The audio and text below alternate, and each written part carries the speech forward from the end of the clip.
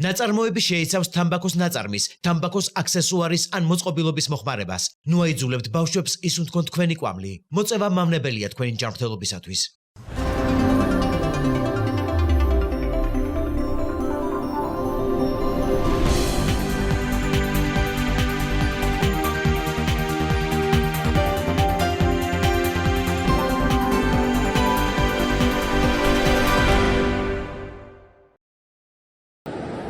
შეცდომებზე ვერაფერს ვსწავლობთ. თელავს შოვის და ვერის ხეობისგან განსხვავებით უბრალოდ გაუმართლა.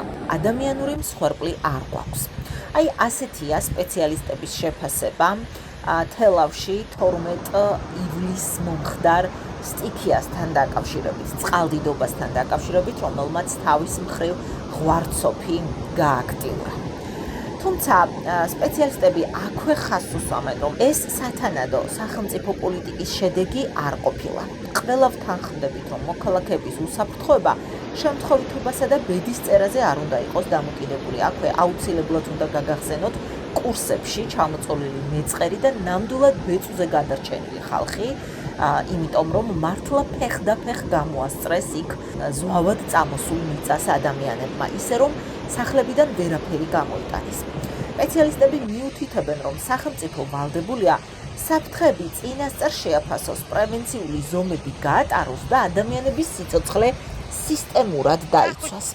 თელავში განვითარებულმა ღვარცოფმა კიდევ ერთხელ დაგვანახა, რამდენად მნიშვნელოვანია ბუნებრივი კატასტროფების მართვის გამართული პოლიტიკა და მისი რეალური განხორციელება, პრაქტიკაში განხორციელება. ოპოზიციის მტკიცებით ქართულ ოცნებას არც კაფეო პოლიტიკა აქვს, არც მისი განხორციელების საჭირო პოლიტიკური ნება და არც სათანადო კომპეტენცია. მდგომარეობას კიდევ უფრო ამძიმებს კორუფცია, ნეპოტიზმის, საერთაშორისო პარტნიორობის შესუსტება და ადგილობრივი თვითმმართველობების დეგრადაცია. ოპოზიციის მტკიცებითვე ამ მასშტაბის პრობლემას ერთჯერადი ღონისძიებები და სტიქის შემდგომი დაგვიანებული რეაგირება ვერ მოაგვარებს. აუცილებელია პოლიტიკური და ინსტიტუციური ცვლილებები, მერიტოკრატიული მმართველობის დამკვიდრება, რეალური თვითმმართველობის აღდგენა, დასავლურ პარტნიორებთან თანამშრომლობის გაძლიერება და დამოუკიდებელი ბუნებრივი საფრთხეების მართვის ეროვნული სააგენტოს შექმნაც. სხვათა შორის ამ საკითხზე გარემოს დამცველები, ეკოლოგები საკმაოდ დიდი ხანია საუბრობენ, რომ აუცილებელია ბუნებრივი საფრთხეების მართვის პასუხისმგებელი უწყების შექმნა, იქიდან გამომდინარე, რომ უკვე ეს ბუნებრივი საფრთხეები კლიმატური რისკებიდან გამომდინარე ძალიან გააქტიურებულია.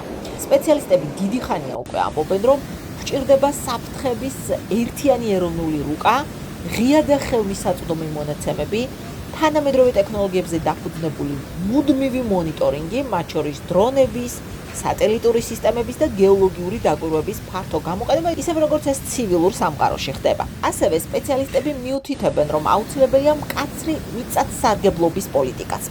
მაღალი რისკების ზონებში უნდა დაწესდეს მკაფიო ზონირება. მდინარესთან და ფერდობებთან შეიქმნას უსაფრთხოების ბუფერული ზონები. ხოლო არსებული შენობები რეგულარულად გადიოდეს უსაფრთხოების აუდიტს.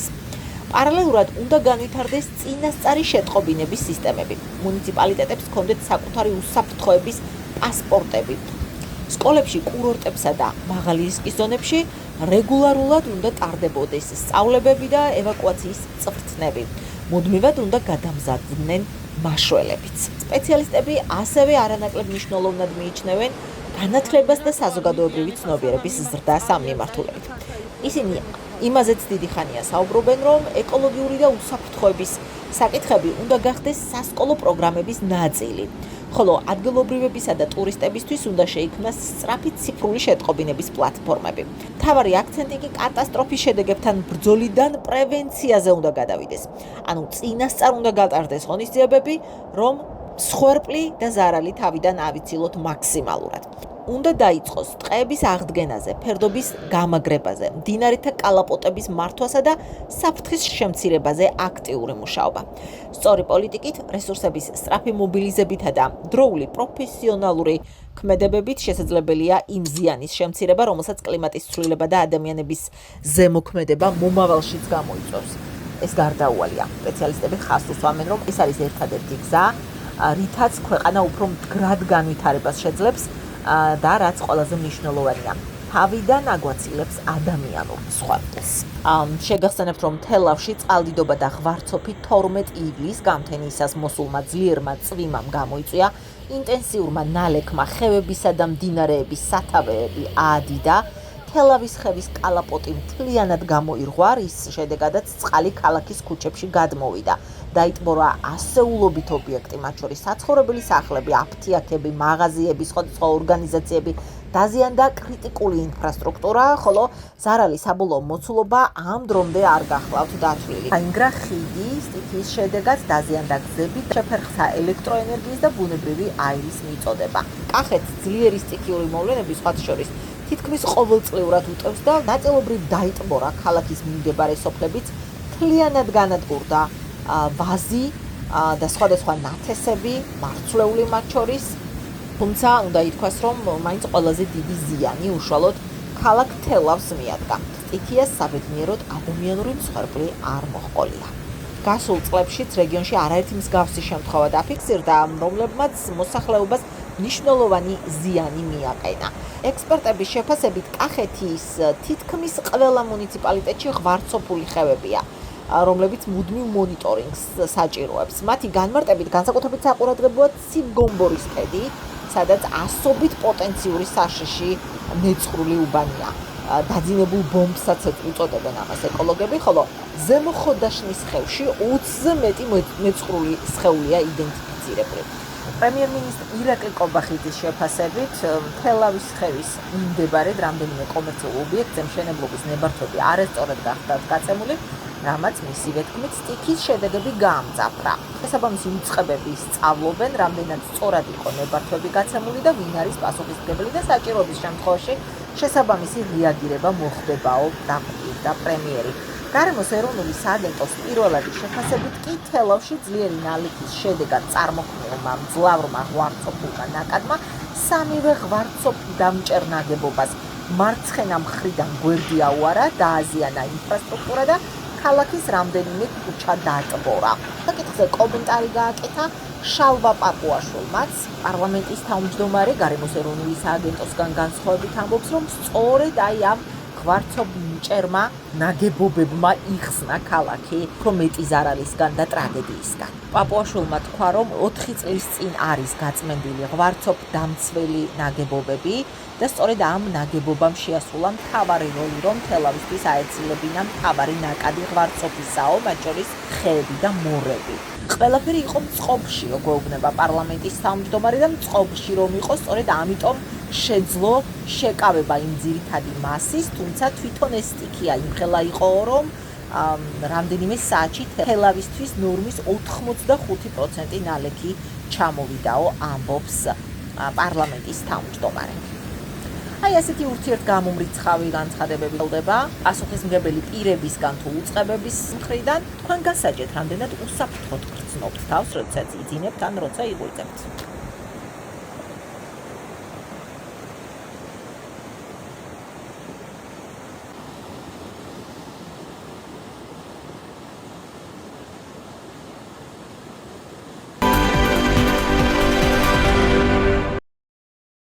კახეთში სოფელ ზემო ქედისა და წნორის მიმდებარე ალაზნისპირა ფერმებში ღორის აფრიკული ჭირის შესაძლო გავრცელებაზე ინფორმაციას ადგილობრივები სოციალურ ქსელში ავრცელებენ. ფერმერები შექმნილ ვითარებაზე სურსათის ეროვნული სააგენტოს დროულ და მკაფიო რეაგირებას ელოდებიან. მსგავს ვითარებაში განსაკუთრებით მნიშვნელოვანია მოსახლეობამ და ფერმერებმა ოფიციალური ინფორმაცია დროულად მიიღონ, რათა ერთი მხრივ არ გავრცელდეს პანიკა და დაუზუსტებელი ცნობები, ხოლო მეორე მხრივ შესაძლო რისკების პრევენცია დაგვიანებული არ აღმოჩნდეს. სოციალურ ქსელში არსებულ ადგილობრივ ჯგუფებში მოქალაქეები ღორების დახოცვის შემთხვევებზე აქტიურად წერენ. კომენტარებში იწერება, რომ ზემო ქედში ღორები დაიხოცა და მოსახლეობის ნაწილმა ხორცი გაყიდა კიდეც. ადგილობრივები პრევენციული რეაგირების აუცილებლობას უსვამენ ხაზს. დავით კიკალიშვილი, რომელსაც ამ ეტაპზე 18 სული ღორი ჰყავს და აქედან ერთი სერიოზული კლინიკური ნიშნებით, სურსათის ეროვნულ სააგენტოს უყურადღებობაში ადანაშაულებს. მისივე თქმით, წარსულში ღორის აფრიკული ჭირის გავრცელებამ ფერმერებს მძიმე ეკონომიკური ზიანი მიაყენა. დაავადებების გავრცელების შემთხვევაში განსაკუთრებით ზარალდებიან მცირე საოჯახო მეურნეობები და ფერმერები, ვისთვის მათთვისაც მეღორეობა შემოსავლის ერთ-ერთი მნიშვნელოვანი წყაროა. სწორედ ამიტომ კაკალაშვილი მიიჩნევს, რომ რეაგირება უნდა იყოს სწრაფი, გამჭვირვალე და პრევენციაზე ორიენტირებული. მოგაკი გახდა ცუდად. ასე პერიოდი ეს უფეთქავდა, აი გზაზე იქცეოდა. ხო და ისევ საღვეში გეთრე 400 ისა რა ქვია მე შეუცვალე ასე ძახიან ოქსტრატი აი რაღაც გავუკეთე ისამაზე გავუკეთე ლევანზოლის გავუკეთე ის ივერმეკის გავუკეთე მაგრამ ყურები ქონა და ეს სახელს ქონა გაუჯებული ხო და კი ესაც როცხავია მაგრამ ვაი აღწაყდება არცა ჯამს აი ერთი ნუჭა რა არის და იმის ნახევარსაც აი მოსმის და აი მისავასებული ერთი კვირა ზოგადად ადრეს გავგზავნე ის რა ქვია წერილი სოციალურ აგენტებს მაიგროვის მეშვეობით რომ მე არ დამის ფიქსირება ჩემი მოვლენა ახლა რახან არ ვიცი რა არის მაგრამ მე ზოგადად მაინც მეშინია იმის გარდა ყავს კიდევ ერთი 15 თუ 20 სხვა ხო და მithule რომ ეს განზომარდეს რა არის რამდენი საფართოა როგორ დავისვათ თავი ან თუ არ ახორციელებს საგარანტიზმო და სხვადასხვა ორგანიზაციებს და აი მე ვეძღე და იქ არაფერი პასუხი არ არის პრემიერ-მინისტრის ადმინისტრაციის გაგზავნე, უსაცილო აგენტის გაგზავნე, 4 დღის უკანას გაგზავნე აიყო მაშინვე რეაგირება და პასუხი. ზემოხის გამიგოს თქვა რომ 16 სტული ეს დაეხოცაო, 2 სტული, მეორე 5 სტული, მესამე სამ სოფელ ზემოხეთში. ამის შემდეგ ყოველი ამის შემდეგ მირეკავს მე აქ დედოფლის ხაროს სამსახურის მოადგილეა მე მგონი მისა ეთერი იაკობიშვილია თუ არ ცდები და ის აქეთ საღვებულობს რომ ეს შეახავი რატო ატეხეო, რატო ჩვენ არ მოგმართეო და ჩვენ არაფერი არ ვიცით ამის შესახებ.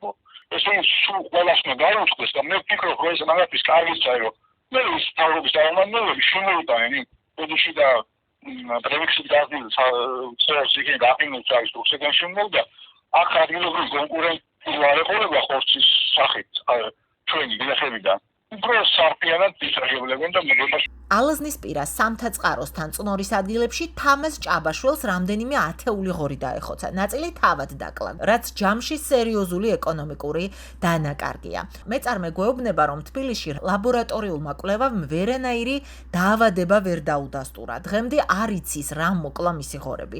ეჭვობს, რომ ადიდებულმა ალაზანმა გარეული ღორებისგან გადმოსდო მისი ფერმის ღორებს დაავადება, თუმცა რომელი ვერ ამბობს. ლაბორატორიამ ვერაფერი ვერ გაიგო თბილისში. მივუმართე და არანაირი ჭირი არ დადასტურდაო, არაფერიო და არ იციან და ისა სტრაფსრაფად იხოცებოდნენ და მე ერთი პარტია, სამი პარტია მყავდა ღორები სხვადასხვა კლეტკაში. და სულ არ დახოცილიყო ავდექი და ნაწილი დაახოცე და აი იქიდან შიგნეულობა წავიდე. აი თქვენ და ერთი კვირა გავიდა უკვე. დედაღორები მყავდა 40 ცალი, მაკეები ისიც შემოღობილი, ოღონდ რა მოხდა? წყალი რო გადმოვიდა, ალაზანი წყალი გადმოვიდა, კი. მე ვფიქრობ გარეულებმა მოიტანეს და ამ წყალმა გადასდოთ ამ ღორებს. იმიტომ რომ გარეულებიც აღარ არის, დაიხოცნენ გარეულები აღარ აჩანა. გარდაცვალები დაიმახა, მაგრამ ბევრი აღარ გარდაცვალებას არ დაველოდე.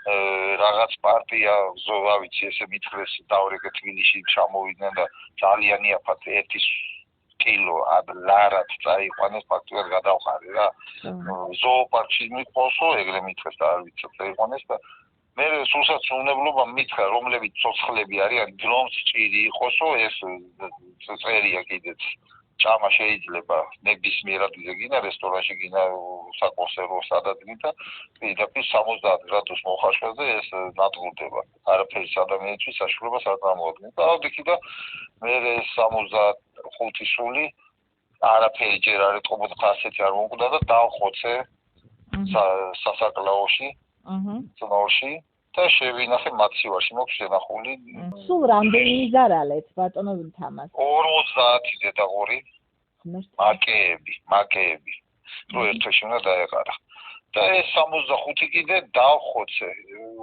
არა ესე იგი უნდა მისულიყო 100 კილომდე და იყვნენ 50 კილოები და დავხოცე და შენახული მოქვს დღე თვეში ვიხდი 1000 ლარს მაცივარში თბილისში თელავის მხარეს ჯერჯერობით ღორების დახოცვის შემთხვევა არ ფიქსირდება. ყოველ შემთხვევაში ამას გვეუბნება აგროსიახლეებს ადგილობრივი ფერმერი არჩილ ფეიქრიშვილი. თუმცა ამბობს იმას, რომ სახელმწიფო მეღორეობას მეტი ყურადღება უნდა მიაქციოს. მაგალითად, ფერმერის აზრით, გეგმიურ ვაქცინაციებს საქონლის მსგავსად ღორებზეც უნდა ატარებდნენ, რომ ამგვარი უკონტროლო დაავადებები გლეხს ფინანსურად აღარ აზარალებდეს.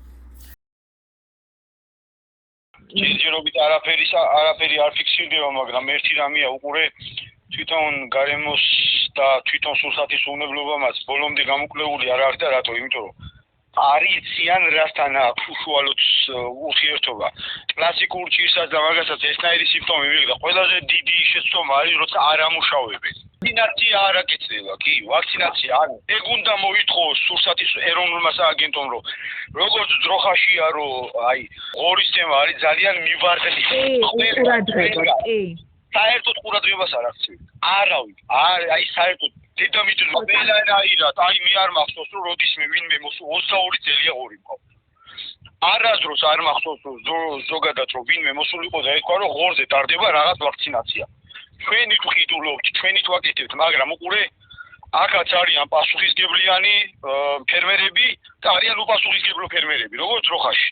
როცა უკვე სახელმწიფო პროგრამა მუშავდება, ამ შემთხვევაში პასუხისგებლიანი და უპასუხისგებლოც უკვე ერთ სფეროში ხდება რა. როგორც ძროხაზეა თურქულზე, არის ჟილეხზე, არის და პერიოდული აცრები არსებობს ძალიან კარზე და ძალიან ბევრ დაავადებებზე არსებობს სახელმწიფო პროგრამები. ღორზე საერთოდ არ არსებობს ესეთი პროგრამა. ჩემი იმით იყოს საკიდელი ფინანსებით და მაინც მე ვყიდულობ ხან ინვეტიდან, ხან რა ქვია, მეგავეტიდან, ხან საიდან, ხან ეხლა აი მაგალითად არ არის ვაქცინა და ველოდები ინვესტს, რომ ერთ კვირაში იქნება რამენაირად ბედმა გაგვიყიმოს და შემოიტანოს კომპანია მოაქცინა. ღორები ეხოცებათ გურიაშიც. როგორც ადგილობრივები ამბობენ, დაავადება უცნობია. ჩვენ ნახევარში დაახლოებით ერთ 30 ოჯახს ზოუწყდა ყველა გოჭიანა, ღორიანა. არავის არ ყავს ახლა, ხანი ამ სოფელშია, ხანი ახლომახლოს არავის არ ყავს ღორი. ხმარება რა ვიცი, უცებ მეიწყენს, საჭმელს არ ჭამს და ფილტვების სიცხე ემართება და გდება. ღორები კუთხეშია რა. მე მყავდა ახლა ერთი და გახდა უცებავა და დამყარი რამე. წამალი სად არ ვიკითხე თბილისში იმაში და მაგის წამალი რა არის. ჯერა რა გამოსულა რა ვიცი. ზოგი ძახი და მანქანიდანო გადმოყარენ რაღაცაო და მეედვაო და არ ვიცი ვერ გეტყვი. სოფელში აბა რა გინდა თუ ღორი არ ყავს, საქონელი არ ყავს სოფელი რა ვიცი არის რაღაცა დავადება. ახლა ეგ კაცმა 180 კილოიანი ღორი დაკლას სამწუხაროდ ყავდა. ღორის ჭირია რამოდენიმე წელწადია. 28 წული ღორი ფერმაზე მუშაობდი მე და იქინე გადავყარე. პირველად რომ შემოვიდა არიწუმაო. ახლა ჭამთ კაც რომ გდება. იმიტომ არის ახლა რატო ჭამთ რო გდება? ვიგია რომ 25 კილომეტრზე გადის ერთი ამპულა. ბიზნესმენ ჩამოაქ მაგი ხორცი გატენილია ლანჩხუთის რაიონში მაღაზიებში, ხო და ჩამოაქ აი ამპულა და ყველა სოფელში გაწყლეს და მიდის ჰაერში. ხო. ასე ჩამაგონეს მაი.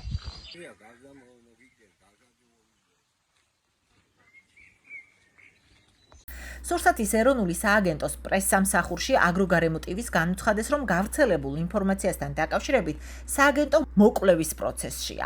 საბოლოო შეფასება მხოლოდ შესაბამისი შემოწმების და კვლევების შედეგების საფუძველზე იქნება შესაძლებელი. მთავარია ამ დროისთვის დაავადება ისე შორს არ იყოს წასული, რომ კონტროლს მიღმა დარჩეს.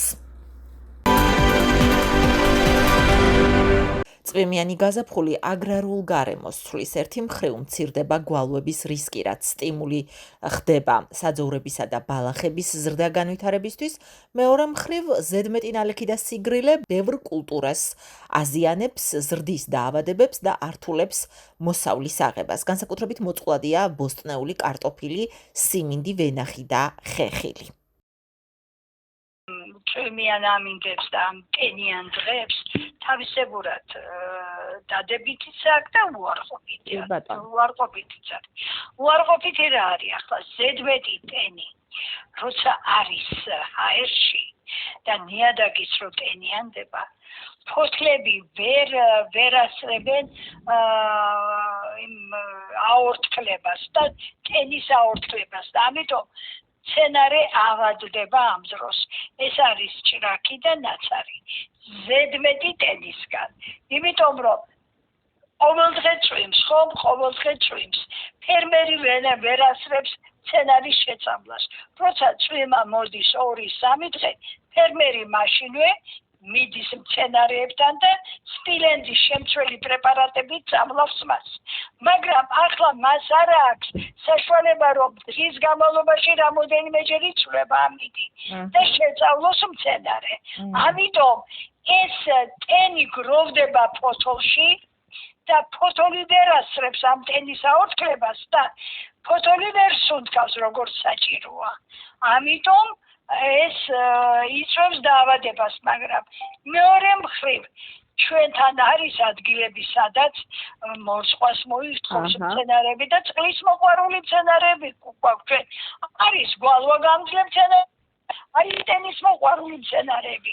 აი ტენის მოყვარული მცენარეებისთვის ეს წვიმიანი ამიდები კარგია, მაგრამ განსაკუთრებულად როცა სცენარე არის თვითონ ბიოლოგიურად შემზადებული იმისთვის, რომ ის იყოს გვალვაგამძლე და კარგად უძლებს სიცხეს და გვალვიან ამიდებს და ამ დროს ბევრი წყალი რო დაიგროვდება ფესვთა სისტემასთან, ამ დროს უარესობა გვემართება იმითი, რომ ეს ემართება სიდამპლე ფესვის.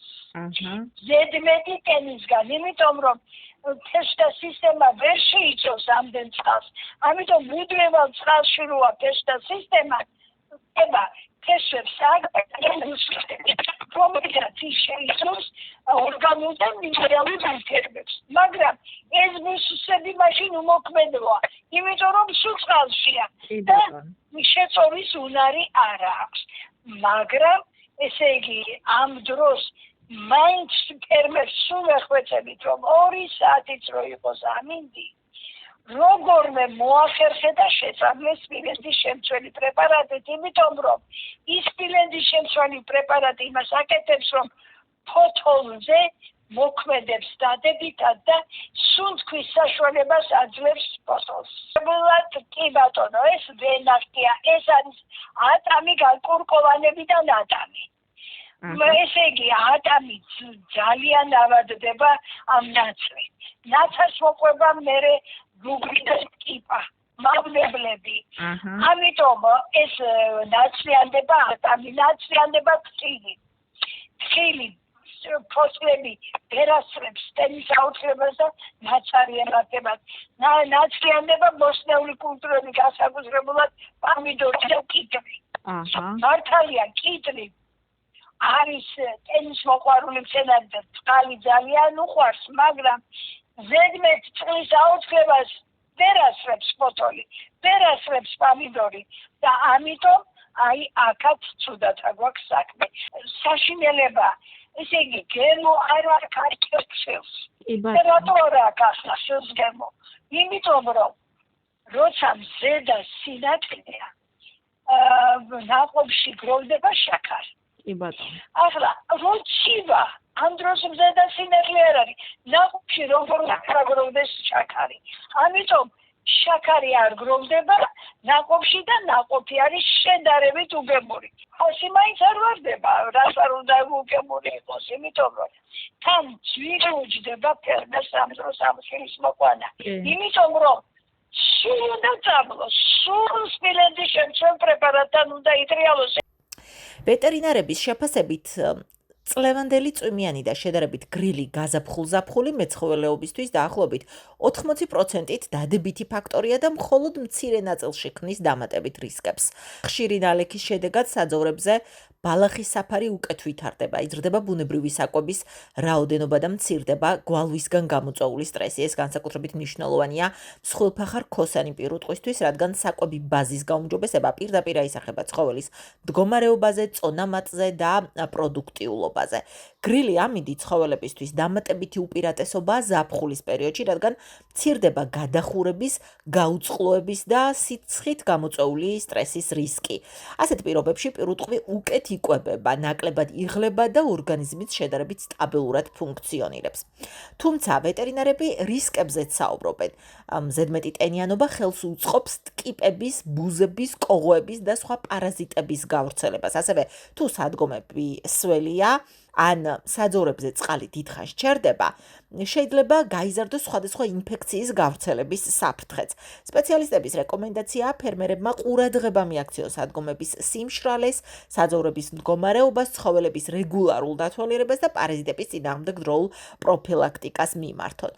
აქ ორი მომენტია, უფრო ლიუსები უფრო მეტია ვიდრე მინუსი. ლიუსი ის არის, რომ მოსავალი იქნება კარგი, განსაკუთრებით სასილოსე კულტურები. აჰა. ამაში იქ სადაც ურწყავის სისტემებია, მოსავალი უფრო მეტად უკეთესი იქნება ვიდრე მოსალოდნელია. აჰა. სული ის არის, რომ თუკი ვეგეტაციური პერიოდი ემთხვევა მოსავლის აღებას და ხანგრძლივი წვიმებით წავიდა, მაშინ მოსავალი უჩნდება. აჰა.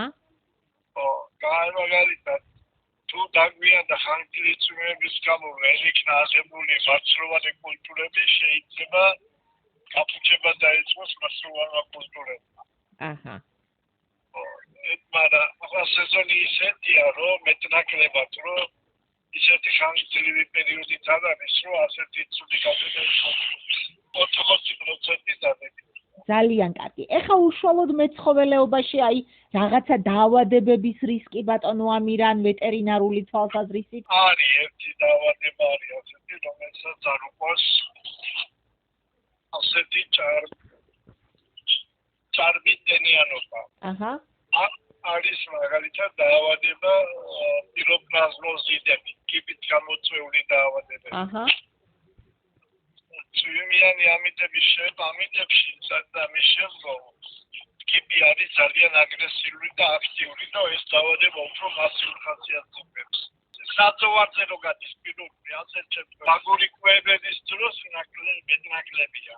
ამიტომ პრევენციული ღონისძიებები შველის მას. მოკლედ რომ შევაჯამოთ, წლევანდელი წვიმიანი სეზონი აგრარულ სექტორში ორმხრივ სურათს ქმნის. მეცხოველეობისთვის ის ძირითადად სარგებლის მომტანია, რადგან საძოვრები ძლიერდება, ხოლო მემცენარეობისთვის ჭარბიტენიანობა დამატებით გამოწვევად რჩება, ნიადაგის გადატენიანებით, დაავადებების გავრცელებითა და მოსავლის აღების შეფერხებით.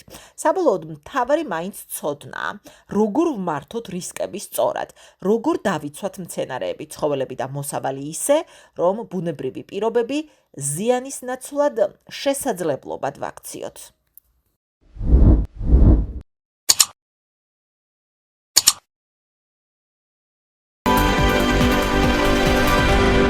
საქართველოში აზიური ფაროსანას წინააღმდეგ ბრძოლა ახალ ეტაპზე გადადის. სურსათის ეროვნული სააგენტოსა და სამეცნიერო კვლევითი ცენტრის სპეციალისტებმა ფაროსანას ბუნებრივი მტრის, იაპონური ქინქლას ბუნებრივ გარემოში გამოცდა დაიწყეს.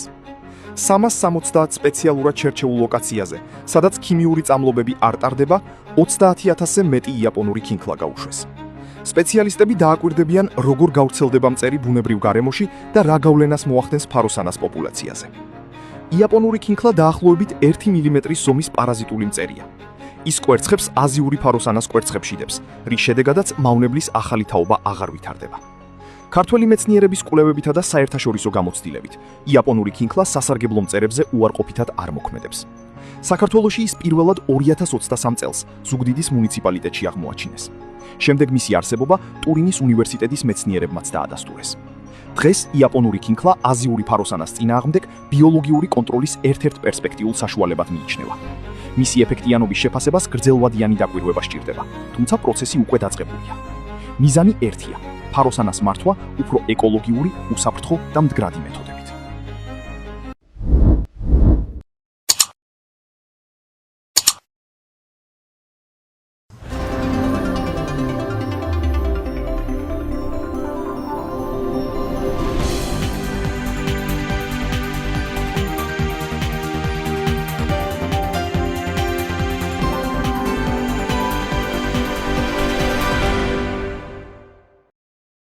ნაწარმოები შეიცავს თამბაქოს ნაწარმის, თამბაქოს აქსესუარის ან მოწყობილობის მოხმარებას. ნუ აიძულებთ ბავშვებს ისუნთქონ თქვენი კვამლი. მოწევა მავნებელია თქვენი ჯანმრთელობისათვის.